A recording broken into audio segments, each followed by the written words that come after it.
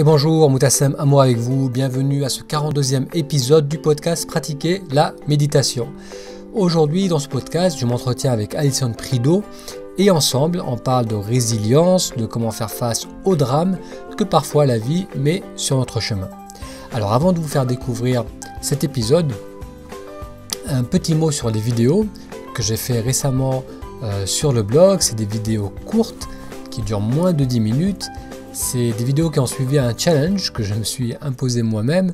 Et ce challenge, ça consiste à faire une série de 10 vidéos que je proposerai régulièrement, donc tous les à peu près 3 vidéos par semaine.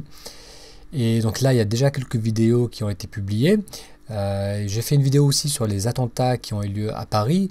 Donc si vous voulez découvrir mes ressentis, mes impressions par rapport à ce triste événement et que vous n'avez pas encore regardé cette vidéo, vous pouvez la voir sur le blog et vous pouvez voir toutes les autres vidéos, notamment celle où j'explique pourquoi j'ai voulu faire ces 10 vidéos en allant sur pratiquer la méditation. Donc vous pouvez faire même une recherche Google si vous n'êtes pas familier avec ce blog, pratiquer la méditation, et dans le menu, c'est le menu vidéo.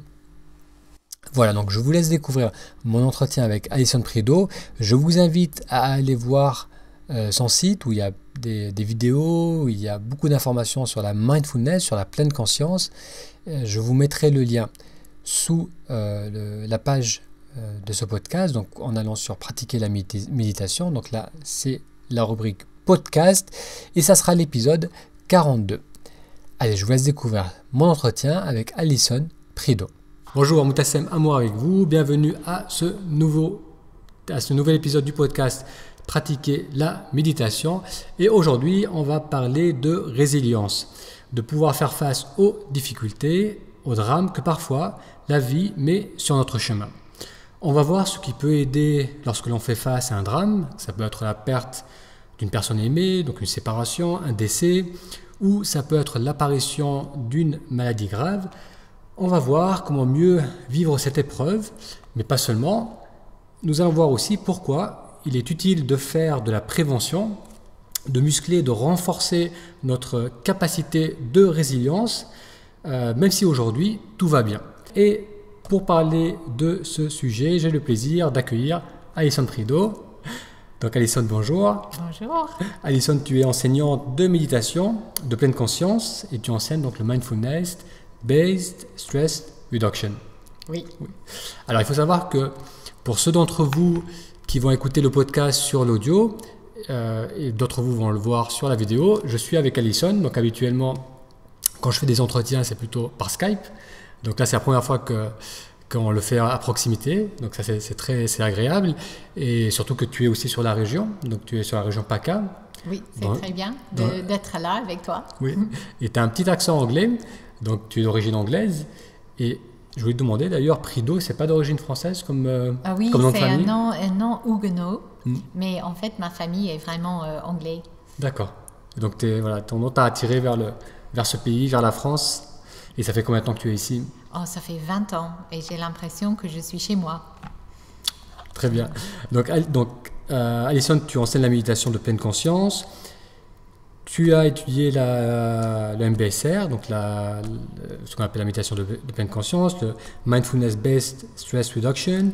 Tu as aussi fait une formation de Vipassana, de méditation Vipassana. Aujourd'hui, tu enseignes le MBSR sur 8 semaines, sur un programme de 8 semaines dans le sud de la France. Et ça fait plus de 30 ans que tu évolues dans le monde du développement personnel, que tu pratiques le yoga, le bodywork pour aider les gens à aller mieux. Et en 2009, tu apprends que tu as un cancer du sein et c'est un cancer qui a avancé. Oui, c'était un gros choc.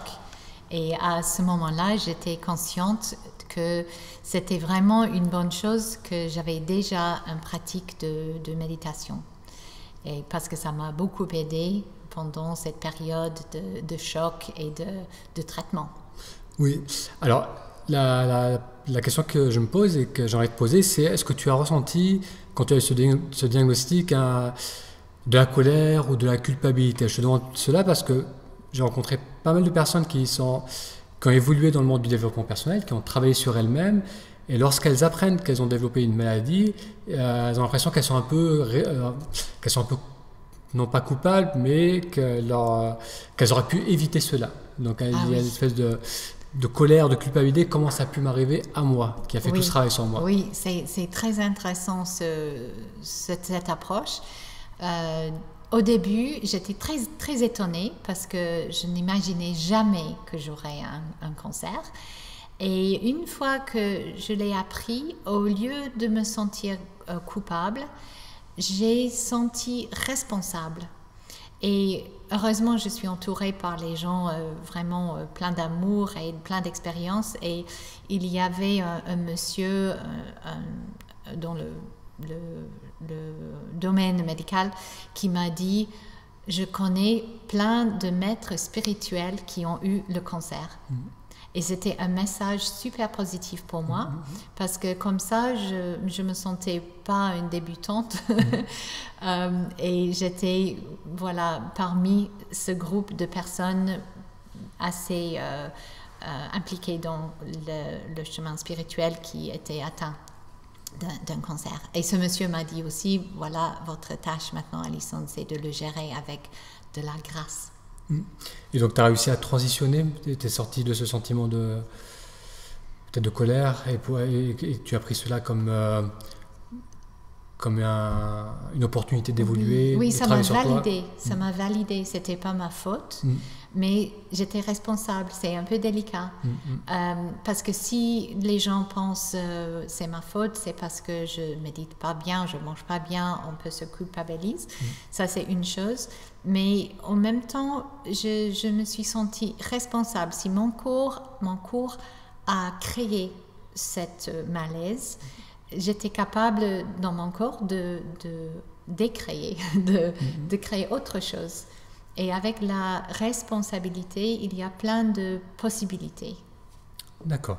Et dans les premières semaines, les premiers mois, comment ça s'est répercuté sur ton quotidien, notamment sur tes séances de méditation? Est-ce que tu as senti une différence notable? Oui, le monde tourne sur sa tête. Et j'étais vraiment en choc, et je comptais beaucoup sur ma pratique. Et il y avait les moments où j'étais vraiment dans le noir. Et au lieu d'être submergée par ces émotions très fortes et très difficiles, je suis arrivée à être avec. Il y avait une nuit que je me rappelle, j'étais dans une phase d'indécision. C'était nécessaire que je décide sur un traitement et je ne pouvais pas décider. Et j'étais seule et j'étais dans un appartement humide et ma vie est devenue difficile. Et au lieu de trouver ce moment impossible, je suis allée vers la difficulté, je suis allée vers la panique et vers le noir. Et c'était vraiment... j'avais l'impression que j'allais vers le mort. Et en faisant ça, j'ai embrassé le moment. J'étais en acceptation, c'est ça qui se passe, je suis en mauvais état. Et j'arrivais à dormir et le lendemain, je suis réveillée et voilà, j'étais pas en super bonne humeur, mais j'avais l'impression que je pouvais faire face. Et la décision a été plus claire? Tu as réussi à prendre une décision après cette acceptation? Oui. Et c'était le fait que je pouvais être avec tout ce qui est difficile ou qui était difficile.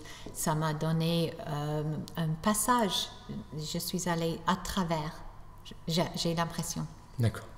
Et au niveau de l'expérience, on va dire, corporelle des pensées, des émotions qu'on peut vivre par rapport à cette expérience, est-ce que ça intensifie les choses? Par exemple, durant une deuxième méditation, est-ce que tu sentais que il y avait plus d'intensité en toi?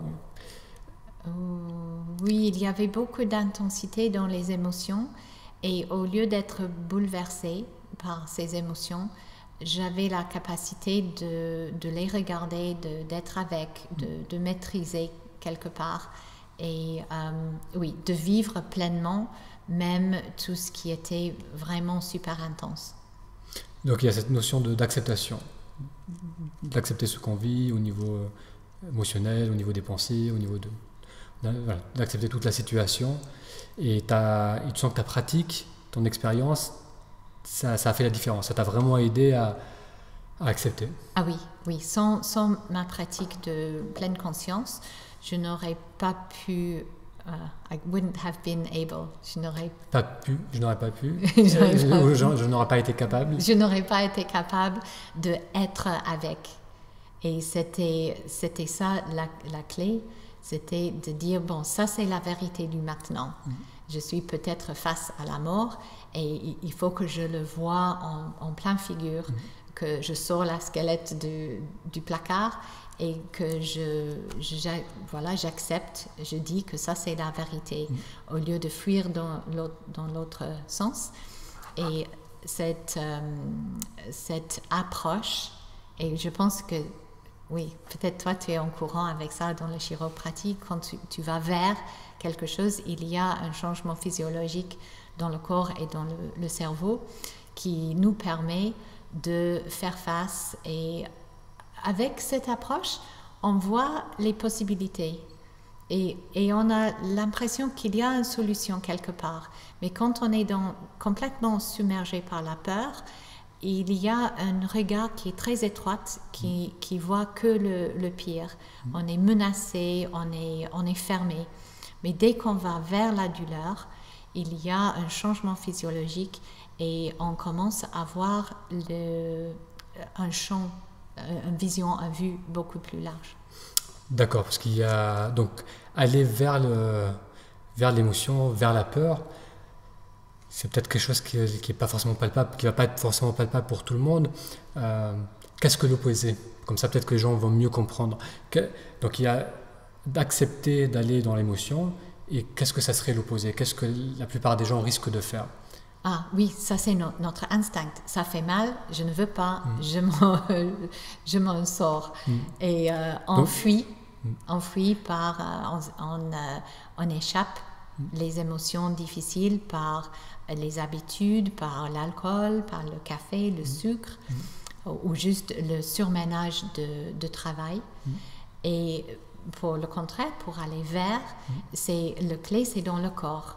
C'est de sentir les sensations physiques du corps. D'accord, donc de prendre une émotion, une peur ou une impression et essayer de la rapprocher au plus proche de soi et de la ressentir en tant qu'émotion, en tant que sensation au niveau du corps. De sensation, oui. Et d'avoir le courage de sentir le boule dans l'estomac, les épaules qui montent, peut-être une pression sur la poitrine, on ne peut pas respirer, peut-être c'est même un bruit dans la tête, et d'étudier toutes ces sensations physiques avec curiosité, avec intérêt.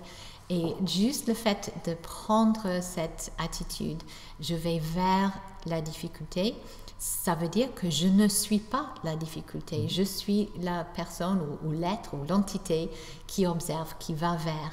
Et ça veut dire qu'il y a un espace, il y a un non-attachement à toutes ces douleurs. Et ça change complètement notre relation avec la douleur et on a l'impression qu'on peut faire face. D'accord. Et donc tu as... Par rapport à ce passage, à cette expérience, qu'est-ce que ça t'a permis de découvrir par rapport à toi-même? Beaucoup de reconnaissance pour la pratique. Et que si moi, avec ma pratique imparfaite, avec le mental qui balade beaucoup, si moi j'arrive à gérer les situations intenses avec la méditation, c'est possible pour tout le monde. Et ça m'a donné l'envie de vraiment enseigner. Et en plus, j'ai souffert des rechutes dépressives depuis mon adolescence. Et avec le MBSR, maintenant, je tombe plus dans la dépression. Et si moi je suis capable avec mon cerveau normal, c'est possible pour tout le monde. Et ça me donne beaucoup de courage, d'enthousiasme. Et quand j'enseigne et il y a quelqu'un en difficulté, j'ai confiance pour eux qu'avec une pratique, ils arriveront. D'accord. Oui, parce que c'est vrai que parfois on nous dit oui, toi tu es calme de nature, pour toi c'est naturel, mais non, voilà, il y a une époque où il y a des dépressions, ou un mal-être, un stress, de l'anxiété, et c'est voilà, l'action, l'attention, pour apprendre à porter son attention, ça transforme notre état d'être, et comme tu disais, ça t'a rendu capable de faire face à une grande difficulté, à une grosse crise, alors que l'Alison d'avant la méditation, elle aurait certainement vécu ça d'une autre manière. Oui, ça c'est garanti, oui. Et j'aurais tombé dans la dépression, c'est garanti, sans la méditation. Un diagnostic de cancer, ça aurait été un cauchemar. Oui, c'est souvent dévastateur pour beaucoup de personnes. Oui, mais avec la pratique, c'était gérable. Oui, parce que comme tu disais, et là je reviens un peu en arrière, se connecter à ce qu'on ressent, c'est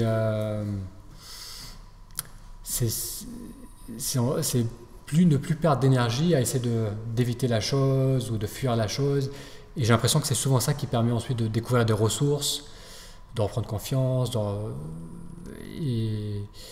et ne plus être dans une espèce de... Il y a une douleur, une peur en moi, mais je veux pas la gérer, je veux pas la ressentir, et du coup j'ai plus de ressources, je ne vois rien, je n'ai pas la capacité d'agir.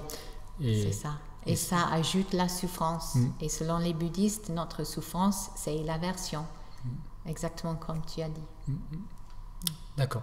Et donc une personne, on peut presque dire que c'est une bonne idée de commencer à travailler sur à développer sa pleine conscience pour justement le jour où l'on a à faire face à la perte d'un proche, à un drame, à une difficulté.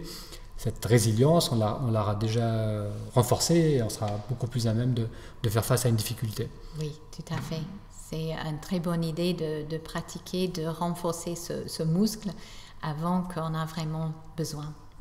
D'accord. Alors j'aimerais bien qu'on discute aussi du rapport à la mort. Tu l'as un peu mentionné. La mort, c'est souvent un sujet qu'on discute très peu ou qu'on met de côté, qui est presque tabou. Et je sais par exemple dans la culture amérindienne, dans le chamanisme, il parle souvent que le guerrier ou la guerrière, donc l'homme ou la femme qui a accompli ou qui est dans un chemin de conscience, s'il tend le bras gauche, il a conscience que la mort est à côté, à cette distance, et qu'elle peut toucher à tout moment. Et que prendre conscience de sa mort, c'est une forme de libération, ou c'est fonctionner avec avec une perspective plus large des choses, parce on sent qu'on est impermanent aussi, on est moins attaché aux choses. Est-ce que cet épisode, ça t'a permis donc de prendre davantage conscience qu'on n'est pas immortel? Oui, on est vraiment en face de l'immortalité et on commence à apprécier les petites choses de la vie et on dit, bon, je vais vivre comme ça maintenant. C'est évident que une fois qu'on a eu un contact proche avec la mort et on est toujours vivant, on va apprécier tous les moments de tous les jours, mais ça passe. Et après quelques mois, on commence à se plaigner pour les petites choses et on oublie. Et ça c'est dommage, mais il y a toujours la richesse de cette expérience qui reste avec moi. Et est-ce que donc tu as un peu mentionné aussi l'envie de partager, et d'aider les autres, est-ce qu'elle se renforce quand on passe par quelque chose de difficile? Ah oui, et ça me donne de la satisfaction dans tous les cours, quand il y a quelqu'un qui fait face à une difficulté, à une douleur physique, à une dépression, au cauchemar, et ils arrivent à surmonter ça. Et pour moi, c'est un gros cadeau pour eux, pour moi, pour tout le groupe. Et nous avons besoin de la planète et la société a besoin des gens en pleine conscience qui sont capables de gérer la difficulté et de continuer à fonctionner bien quand les choses vont mal. Très bien. Et disons que maintenant une personne vit une période difficile où elle passe à travers une crise, mais elle n'a pas nécessairement l'expérience, l'entraînement, ou qu'elle ne pratique pas la méditation. Qu'est-ce que tu pourrais lui conseiller pour faire face à cette crise? Ah oui, il y a les méthodes assez simples pour se calmer. Et la pleine conscience, c'est mieux de pratiquer, d'apprendre quand on n'est pas en crise. On peut, mais c'est plus difficile. J'avais eu quelques personnes qui étaient vraiment en crise et avec le soutien de leur psychiatre a fait le cours. Mais si on est en crise, on n'a pas une pratique de méditation, c'est très bien de faire quelques exercices pour se calmer. Il y a les méthodes de respirer régulièrement, les mouvements de yoga et de parler avec un professionnel. Juste de faire les pas faisables, raisonnables pour s'aider, et après la crise est passée ou calmée, de vraiment penser à commencer une méditation régulière. D'accord. Donc pas nécessairement commencer à vouloir tout seul essayer de méditer, ça risque d'être très difficile. Si on a un mental qui est pris dans une tourmente ou dans beaucoup d'émotions, exact. Ça va être difficile, mais commencer par des choses plus accessibles comme le corps, s'étirer, respirer. Oui. Le soutien des autres. Parce que si on essaie de méditer et on est vraiment bouleversé par les pensées très intenses, on a l'impression qu'on has failed. Oui, qu'on a échoué. Ah oui, et on ajoute une autre couche de malheur.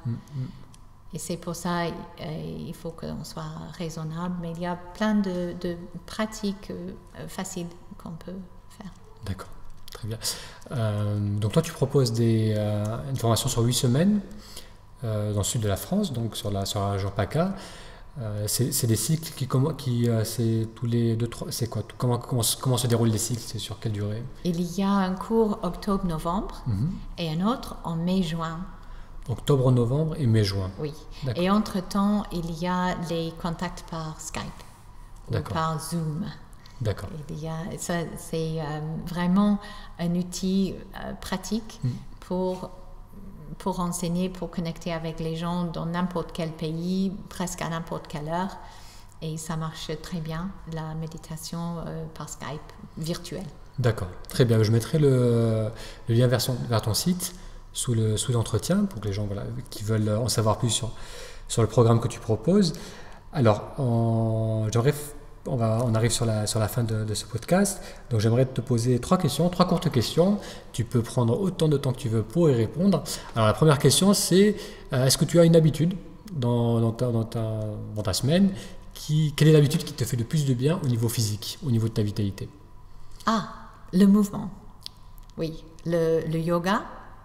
Et selon la saison, le ski. Ah, c'est vrai que c'est plus limité comme créneau pour faire du ski. Et quand tu dis le yoga, est-ce que c'est des salutations au soleil, c'est des postures particulières que tu fais qui te font du bien régulièrement? Bon, j'avais une pratique de Ashtanga qui est assez physique. Ça me fait du bien. Mais maintenant, j'avais découvert le Skaravelli qui est très en pleine conscience. Et maintenant, je suis beaucoup plus branchée là-dessus. D'accord. Et tu fais une petite séance, tu essaies de faire une séance chaque jour, une petite séance de yoga?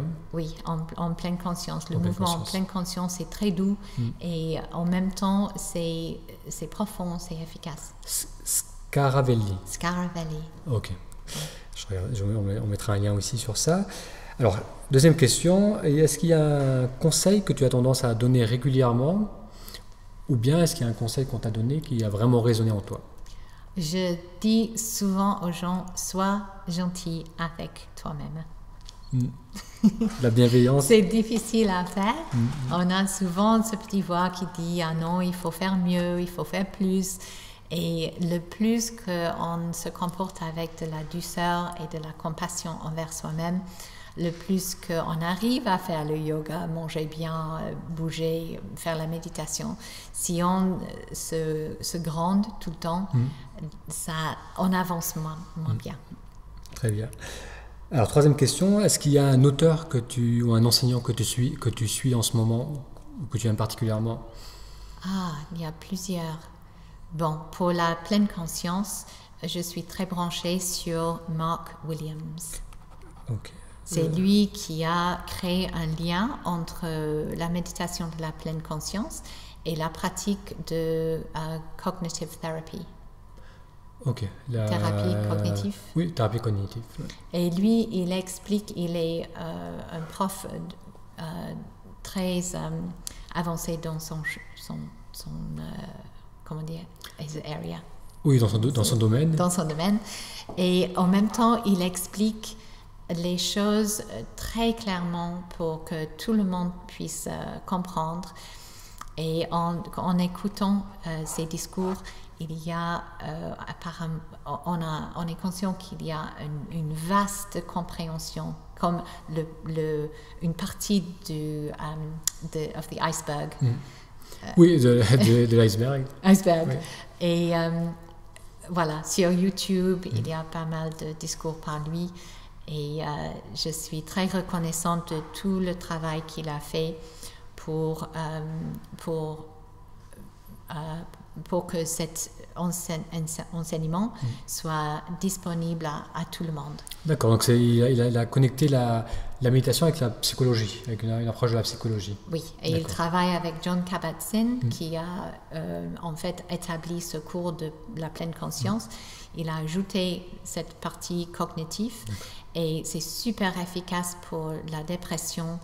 Et tous ces gens-là, ils ont travaillé avec beaucoup de cœur depuis très longtemps et ils diffusent ces informations gratuites et on est libre à reproduire les bouquins et d'enseigner et d'apprendre et c'est un geste qui est vraiment bouddhiste à la base et je trouve que c'est un grand service pour le monde, pour la société. Très bien, merci beaucoup. Je vais regarder ça de près parce que c'est l'angle d'approche qui m'intéresse beaucoup. Donc Mark Williams, j'essaie de voir s'il y a des livres ou des vidéos en français qu'on pourra aussi mettre en lien. Très bien. Donc Alison, merci beaucoup d'avoir participé à ce podcast. Je vais te laisser avec le mot de la fin. Qu'est-ce que tu aimerais demander aux auditeurs du podcast? Qu'est-ce que tu aimerais voir arriver dans la société? Qu'est-ce qui est important pour toi? De pratiquer la méditation régulièrement et de suivre Mutasem sur son site et de visiter mes vidéos de temps en temps et d'avoir le courage de continuer à faire la méditation et faire du bien pour soi-même et pour les autres. Merci beaucoup Alison et à très bientôt. Merci Mutasem.